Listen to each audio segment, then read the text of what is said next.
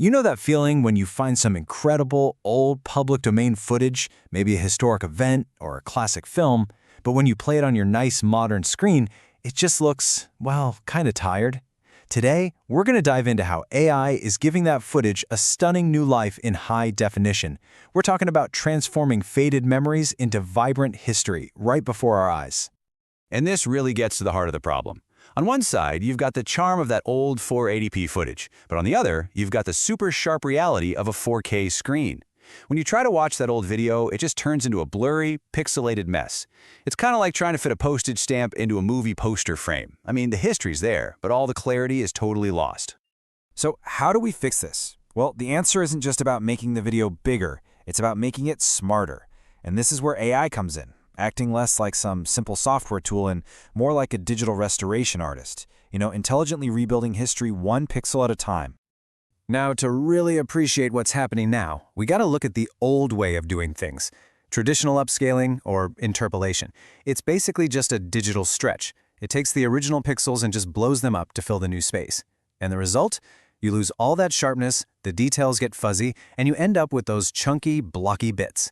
It's a brute force method for sure, and the quality really takes a hit. Okay, this is the real game changer.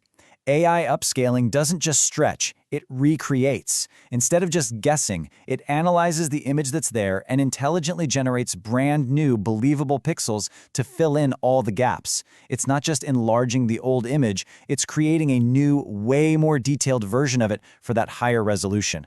It's the difference between stretching a photo and having an artist repaint it with more detail. So how does the AI actually learn to do all this? It's pretty cool, actually. First, it gets shown millions and millions of examples, a low-quality image right next to its high-quality twin. Then, in the training phase, the AI starts to learn the relationship between the two, figuring out the patterns, the textures, and the edges it needs to make that jump in quality.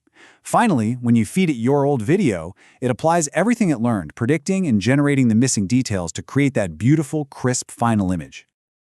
Okay, so we get the how behind the AI, but how do you actually put all that power to use? It's time to open up the toolbox and take a look at the software that makes this magic happen.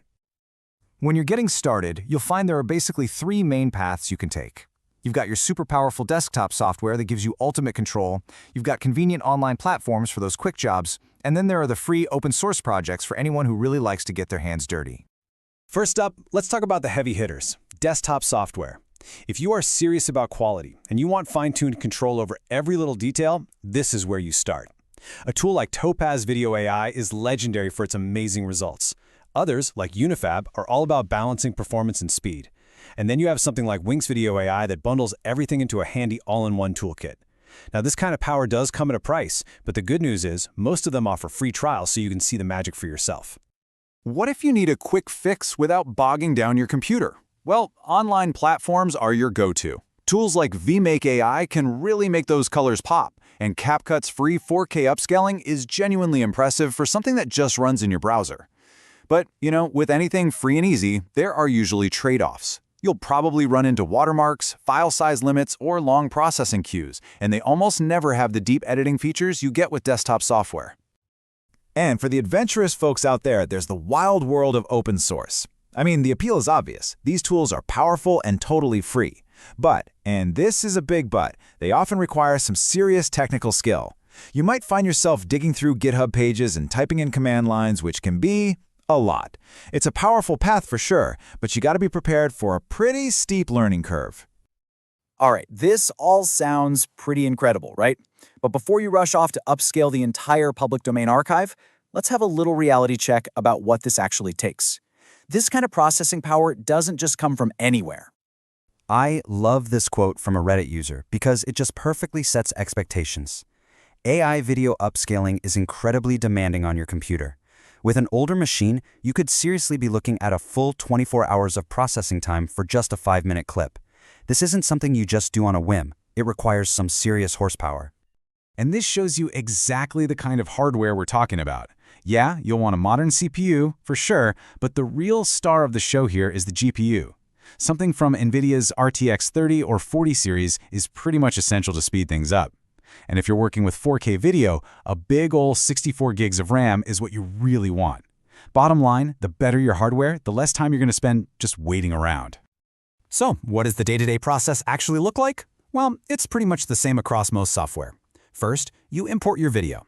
Simple enough. Second, you choose your settings, like your target resolution and the specific AI model you want to use. Different models are good at different things. Proteus is a fantastic all-arounder, while a model like Iris is trained specifically to recover human faces with incredible clarity. Step 3, and this is super important, is to preview. Render just a few seconds to see if you like the results. This will save you from wasting hours on a full export with the wrong settings. Once you're happy, you hit export and you let the computer do its thing. So we've covered the how, the what, and the what you need. But let's wrap this up by focusing on the why. Why does rescuing all this old footage matter so much anyway? Well, the benefits are just immense. You're not just making a video look a little better, you are recovering lost detail. You're cleaning up decades of digital noise, and you're making it look amazing for a whole new generation of high-resolution screens. Honestly, this is more than just a technical exercise. By rejuvenating these films, you're basically performing an act of cultural preservation, making sure these vital pieces of our shared history don't just fade away. The tools are here, the potential is absolutely limitless, and our shared history is just sitting there, waiting in the archives. So the only question left is, what piece of history will you bring back to life?